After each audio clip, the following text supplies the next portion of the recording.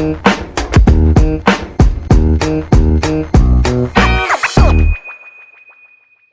right, everybody, welcome back to another episode of the Evernest Property Management Show. I am one of your co-hosts, Matthew Whitaker, and I am riding solo today. My man, Gray Hall, he told me at breakfast this morning, he just doesn't have time to be with me. So I am going to ride this solo. And I thought about, as we were thinking about like what we could cover today, I thought about, what are some things that I want to say to my team that would maybe resonate with your team as well. And so we talk a lot about management. We talk a lot about how to manage people at our organization, because when you think about it as a growing organization, you're always having new people managing other people. And so we spend a lot of time, energy, and effort teaching managers. And so I wanted to create a podcast that I can also use for my management team to remind them of some things. And I think today we're going to talk about what are the things like misconceptions around managers. What are the things that managers consistently get wrong? I think there's a lot of management books out there, and there's kind of like a lot of things that people get right. And this is going to be the inverse of that. What are the misconceptions and the things that people get wrong? So I'm gonna cover three things today. The first one is around micromanagement. I actually posted something on LinkedIn the other day around micromanagement. Got a lot of great feedback around it, and most people think that all micromanagement is bad. I actually think there is a time and a place for micromanagement. So we'll talk about that. The second thing, and I've felt this a ton as I've grown as a leader and a manager. As you grow an organization, as you start to develop people underneath you, you always hear about delegation and delegation and delegation. And there are times that you're able to delegate things off of your plate that you don't enjoy or you're not good at. But I also think there are times where you avoid getting back into the business, or maybe somebody leaves and you just hate that, right? Because you kind of felt like you worked yourself out of. So we're going to talk about how to approach, I've worked myself out of this, and then having to dive back in. And then the last thing is around feedback. It's around when to give feedback and the comfort around giving feedback, or the lack of comfort around giving feedback. So we're going to talk about those three things. Think of this as like a little bit of a class. We're going to do like a 30-minute class that we're going to train managers on. So really excited to jump in here. All right, first thing is let's talk about how I think when a lot of us read management books, and there's nobody that's read more management books, but I think Ben Horowitz in The Hard Thing About Hard Things has a saying that most management books were written by authors who have, number one, never managed a fruit stand, but number two is they're always studying companies during peacetime. And so I think there are times in your company's arc where you can be a peacetime CEO. You can afford to allow people to make mistakes. But then there are times where you have to get something critically right. Maybe it's a critical issue with an owner. This owner, you can't lose this owner. You've got to nail it. And so that's why I think there are times when micromanagement is good. You see this today with Elon Musk. He jumps in, and there are times where he micromanages something that he knows he has to get right. And I think his business is bigger than anybody who's listening to me today. So no matter how big your business gets, there is going to be a time and a place for micromanagement. So the big myth here is that we hire smart people, set the vision, and then get out of their way. And anything else is micromanagement. And micromanagement is actually a character flaw. Now, I think consistent micromanagement for sure is a character flaw, right? If I hire somebody, we always say like, we don't hire, this was a Steve Jobs quote, we don't hire people and tell them what to do. We hire people so they can tell us what to do. I'm a firm believer in that. So this is not replacing any of that. But what I think is super important is the best operators in the world are deep in the details. And when something is critically important, they jump in and make sure it gets done perfectly. And that could feel like micromanagement. I think the fear here is I'm so sensitive around micromanagement. I don't want to be accused of being a micromanager. So you allow people to make critical mistakes that are super disruptive. Another framework to think about this is the one-way and the two-way doors. If it's a two-way door, using a Jeff Bezosism, if it's a two-way door, you can afford for people to make mistakes and figure it out, and that's really important to their development. But a one-way door where it's really hard to go back, it costs a lot of time and a lot of money, then you've got to make sure that you're either micromanaging or deeply in the details of getting that done. Bob Iger has a passage. Bob Iger is I think he may be the former CEO of Disney, or he's about to be the former CEO of Disney. But his predecessor, a guy named Michael Eisner, said 3 words, which I think is super important here. He said, micromanaging is underrated. And so Iger also has a quote that agrees with this. And he talks about how important sweating the details can be to show how much you care. Ben Horowitz also talks about, a CEO or a leader should always have an opinion. Now, maybe your opinion should go last, but you should always have a consistent opinion. The nuance here is that micromanagement is a tool in your tool belt when things have to get right. And to me, the skill is knowing when do you pick up that tool, right? And when do you allow the team member to potentially make a mistake? Now, some of the feedback I got online was, well, how do you know that you do it right? And the truth is, I don't know if I'm going to get it right or not. But the reality is I have a higher chance of getting it right as the leader or the manager than the team member that I'm quote unquote micromanaging, because I should arguably know more and I should have enough experience. And maybe I'm micromanagement and I still don't get it right, but when it's critical and I'm responsible, then I've got to make sure that it gets done. Looking at one of Iger's 10 leadership principles in his book, The Relentless Pursuit of Perfection, he says, this doesn't mean perfectionism at all costs, but it does mean a refusal to accept mediocrity or make excuses for something being good enough. If you believe that something can be made better, put in the effort to do it. All right, so the other framework here is on the micromanagement piece is, again, Ben Horowitz, and the whole lens of a peacetime and wartime leader. When you think of peacetime leaders, you think of, let's get buy-in. Let's grow let's make sure that the team all gets it and they all understand it. But under wartime, you don't have time to get buy-in from the troops, so to speak, because somebody needs to be the leader and somebody needs to be barking these orders to people. And there's a time as a manager. It may mean that your whole organization's not in wartime, but there may be a time as a manager where you're working on a critical piece for the organization and you've got to jump in. Here's a quote from the book. The peacetime CEO knows that proper protocol leads to winning. The wartime CEO violates protocol in order to win. I love that quote. As y'all know, Ben Horowitz, The Hard Thing About Hard Things is one of my favorite leadership books. Let's go into another quote real quick, kind of back-to-back quotes. The peacetime CEO focuses on the big picture. And when I say CEO, it could be manager, it could be leader. The peacetime CEO focuses on the big picture and empowers her people to make detailed decisions. The wartime CEO cares about a speck of dust on a gnat's ass if it interferes with the prime directive. He's a great communicator, and you can just see it like, hey, I care about the details. I've got to make sure this gets right. So here's the principle I want you to remember. Micromanagement is not a character flaw. It's a mode we need to switch into at the proper time. And the skill for you as a manager is to know when to switch it on and when to switch it off. All right? That is misconception number 1. Today's episode is sponsored by Crane. Look, if you've been in this business for any amount of time, you know how isolating it can be. When it comes to scaling past 200, 500, or 1,000 doors, the stuff that keeps you up at night doesn't always have clear answers readily available.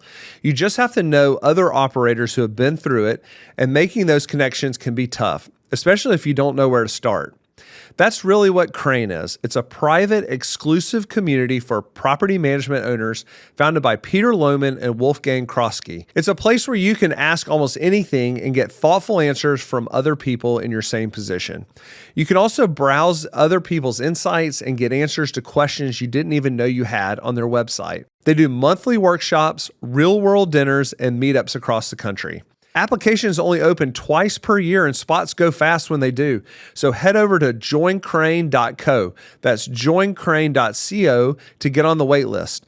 If you're serious about running a real PM company, this is the place to be. Let's jump into misconception number 2, which is, oh man, like I've delegated and I've worked myself out of this job and I don't want to get drugged back into the job. I think as a manager, as a leader, this is one of the most frustrating things that I deal with is getting drugged back into the business. I always thought, oh, if I'll just get to this revenue or if I get to this number of doors, then I won't have to do these types of things. But what I found as a leader is you go in and out, right? You kind of like work your way out of it. Maybe somebody leaves or you need to fire somebody and then you get drugged back into the details. You work your way out of it and it ebbs and flows. And so as a leader, you need to know you're not doing it wrong. That's just part of the management and leadership journey.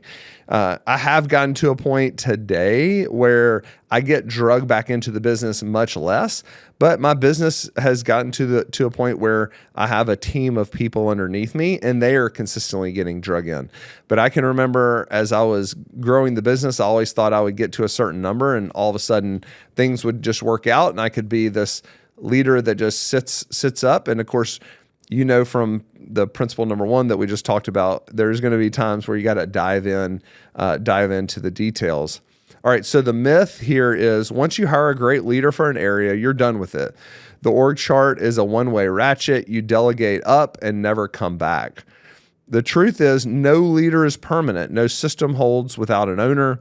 The minute you treat, I've worked myself out of it as a finish line, the area starts to decay and you won't notice until something breaks or somebody leaves. So here's some patterns that we see. Oh, I've just hired a great VP or I've just hired a great property manager. Now I don't need to follow along with what's going on in the details. And then 6 months later, that property manager leaves and you've got to jump into that org or jump into that book of business and you don't know what's going on. And of course, that's a big recipe for disaster because you're missing some of the context. So the frame I have about this is zoom in and zoom out. There are times during your day as a manager, you need to be zoomed out and thinking about the big picture. And there are times as a manager, you need to be zoomed in and thinking about how can I be helpful? How can I make sure I understand what's going on in my organization? You know, it is a goal. It is a noble goal for you to focus on working yourself out of a job, but you're going to have to know that there are seasons of the business where you're going to get drugged back in. And so Andy Grove says, and Only the Paranoid Survive, which is a fantastic book. Andy Grove's one of the famous, Ben Horowitz quotes him as the greatest manager of all time. Permanent delegation is the opposite of paranoia. And when he talks about paranoia, he's talking about positive paranoia, because if you're worried about what could go wrong, you're going to make sure, if you're paranoid in his words about what could go wrong, you're going to make sure that those things don't go wrong. And so you're going to understand as a leader that there are going to be things that are going to go wrong in the business, but you're going to be constantly thinking out ahead of what could go wrong so that you can solve those. So how can you do it well? I've got some principles here that I've written down. Build reentry points into the year, quarterly deep dives, one-to-ones with your subordinates. Make sure that you know what's going on. Make sure that you're able to lead them and manage them effectively. The one-to-one is a great resource for you to help train them up and lead them and manage them, but it's also a great resource for you to make sure that you have context of what's going on. When someone leaves, it's great for you to jump back into the business because this is where you stay sharp. This is where you know exactly what's going on the front lines. It makes you a better leader and manager of that position in the future. Ben Horowitz has a has a well, I'll tell you a personal story actually. When our accountant left, I jumped into the accounting piece. And anybody who knows me, I'm not a super detailed person. But what I was able to do is learn all the ins and outs of the accounting. So now I have a general understanding. I won't say I have a deep understanding, but it's just way better than the alternative, right? Like I don't know what a debit and a credit is. I don't know how rent works its way through or how owner credits work their way through the system. So it was just very helpful to me. As painful as it was very helpful for me to run the accounting piece when our accountant left. And also remember that reentry is not punishment to the team. It's not a punishment to you. You may have need to let that person go. And what you don't want to do is drag your feet to let that person go because you know you've got to jump in, the pain of jumping in. Great leadership is doing the right thing when it's the responsible thing for the company. And if you need to let somebody go, it's not punishment that you jump in. You just got to do it. It's part of your job. So last point is just kind of like to put a bow on this. This one stings because it kind of admits that you're not done. You're never going to get to a place where you just feel like you're totally done. But most management writing, if you think about it, sells the lie that, oh, you can just delegate and then forget about it. The truth is you can't. That's part of a growing business. You're going to be in it. You're going to be in it and be out of it. All right, let's talk about misconception number 3. I'll save feedback for the right moment. So here's the myth. Feedback is risky. People can't handle it in real time. It's better to wait for the right setting, the right mood, maybe light a candle, the annual review, the next one-to-one, the moment when you have it all figured out. This is people 101. It's like way easier for me to put off something that doesn't feel good. It's way easier for me to kick the can down the road. But the truth is that withheld feedback is the most expensive thing in a company. It's invisible. It compounds. The person you didn't coach this week is the person you're going to have to fire next year, and they'll be blindsided because no one ever told them. Have you ever done that? Have you ever walked in, fired somebody, and they felt shocked? If you have, and I've done this before, then that is a letdown as a manager. If you're not giving somebody actionable feedback on how they can improve, you're really letting that person down. It's not fair. And the truth is, what I've found is, it is the reason you're not giving them feedback is not because you want them to be comfortable, and it is going to make them a little bit uncomfortable. But the truth is, it's all about your comfort. It's like a really selfish thing because, one of the greatest stories that I heard about this was a Major League Baseball player, and he went into the general manager's office, and the general manager wasn't there. So the general manager is the one that puts the team together, essentially the boss of the team, the boss of the hiring manager of the team. And there was nobody in the office, and he looked up on the bookshelf and saw his name in a binder. And so he pulled the binder down, and he started looking through, and he started seeing notes about him. He started seeing, oh, he can't hit a curveball, or he's a little bit slow rounding second base, or his backhand glove is not great. And what he realized is he was very frustrated because he had never been given that feedback. And when the general manager got there, he said, look, I've opened this book, and obviously I bet the general manager was a little bit stunned and nervous, but he said, I opened this book and nobody's ever told me these things. And if you had told me these things, maybe I would work really hard on it. And maybe they're a weakness today, but they're no longer a weakness. Maybe I go from being weak to being average, and it makes me a better baseball player. Well, that's the same way it goes with our teams. If you're not doing the uncomfortable thing of giving feedback and giving it in the moment, then you're basically hurting them, and you're hurting their ability to contribute to the team. Now, why do we want to do it in the moment? One of the things I think is when you do it in the moment and you do it consistently, it starts to become not a big deal. If you make a big deal out of it, if you save it for a one-to-one and then you're giving them 8 things they can do to improve, that feels a little bit overwhelming. And it feels like, oh man, 8 things, I've got a lot of improvement to do. But if you're giving them feedback in the moment and you're doing that consistently, it doesn't feel bad because that's just how you do it. You're coaching them up. And, if you've built the right amount of trust with them, they know you're only giving them feedback to make them better and so that they can provide more value for the team. So I think that's pretty important. Kim Scott has a book called Radical Candor. We actually read it as a group with our 250K team. She has kind of a lens through which you look at these types of things. And it's kind of like 2 sides of the same coin. It's the first side, and you may ask the question, how do you build trust? Well, you've got to care for your team personally. Do you care more for them personally? Are they do they know that you care about them personally? And then the other side of the coin is the challenge directly. So she says, care personally and challenge directly. The failure mode most managers fall into is ruinous empathy. In her words, ruinous empathy is what happens when you want to spare someone's short-term feelings so you don't tell them something they need to know. You care personally, but fail to challenge directly. In other words, if you just want to care personally about their feelings, that's great, but that's not being a great manager or being a great leader. If you do both, if you care personally and you give them actionable feedback in a really healthy manner, that's what being a good leader is. That's what being a good manager is.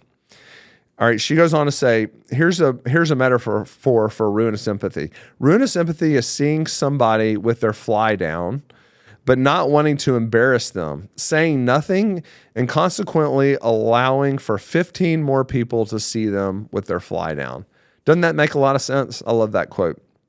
That's most managers. Most managers are more worried about the awkwardness of the moment and allowing people to walk around with their fly down. And that just doesn't make any sense to me. Part of being a great manager, like zooming out on all 3 of these, is just the ability to live in uncomfortable zone, right? It's not, being a leader is not all grand. You may get a lot of the accolades and the pats on the back, but the truth is 80 to 90% of it is living in an uncomfortable zone. And, and part of that is being willing to give somebody actionable feedback. It's just uncomfortable. It's not a lot of fun to do. So why do managers avoid it? It's uncomfortable. We talked about that. We tell ourselves waiting for the right time, but the right time is the next 24 hours while it's still fresh, right? Like giving somebody feedback that's something that happened 30 days ago, it just doesn't land the same way. Give it to them in the moment. And you don't have to give it to them in front of people. If you have a culture where feedback is taken really well, you can give it to them in front of people. I think that's another misconception. A lot of that is relying on the culture and the amount of trust that's built in the culture. The last thing is we confuse, I love this, being liked with being respected. People respect the manager who tell them the truth. I have 2 sets of friends that this has happened over the last decade. One set of friends was the ones that everybody liked, and they were always saying good things and saying the right things. And then I had this other set of friends, or this other family of friends that were just like really kind of matter of fact, very direct. And what I found is the people that were the ones that I liked in the beginning, that kind of like told me what I want to hear, those are the ones that I started over the course of time having less and less trust with. And the friends that were the direct ones that I was kind of like, ew, they're a little too direct, I have way more trust with them today. And I would say the direct friends I am better friends with than the ones that I want to like. And so, this happens all throughout. And think about being a manager. It may feel uncomfortable in the beginning, but imagine the amount of trust built with a manager when you are giving them actionable feedback and they know you're not hiding anything.